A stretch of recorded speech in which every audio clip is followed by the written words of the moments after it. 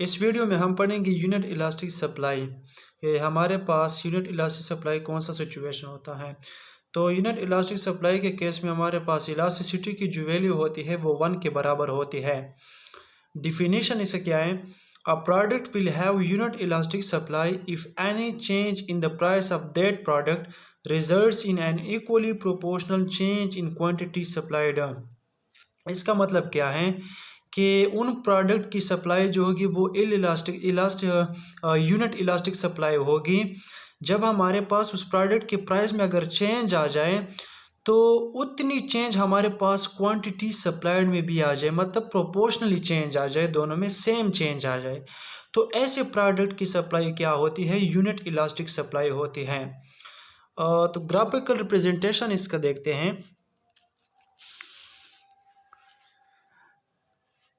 Graphical representation में देखते हैं हमारे पास एक्सेस एंड वाई एक्सिस पे हमारे पास प्राइस एंड क्वांटिटी हैं। तो हमारे पास जो कर्व है ये सप्लाई का कर्व है।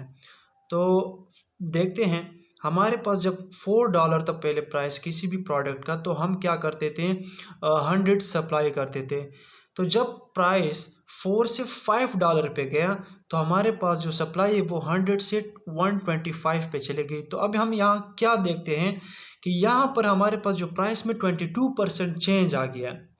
तो सेम चेंज हमारे पास क्वांटिटी सप्लाइड में भी आया हुआ है 22% और यहाँ पे भी 22%। तो ये सेम प्रोपोर्शनल चेंज दोनों में आ जाता है।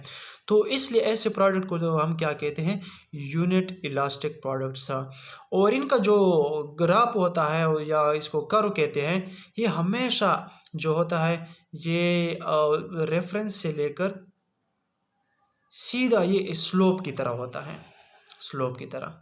तो ऐसे जो प्रोडक्ट होते हैं हमारे पास यूनिट इलास्टिक होते हैं। Thank you.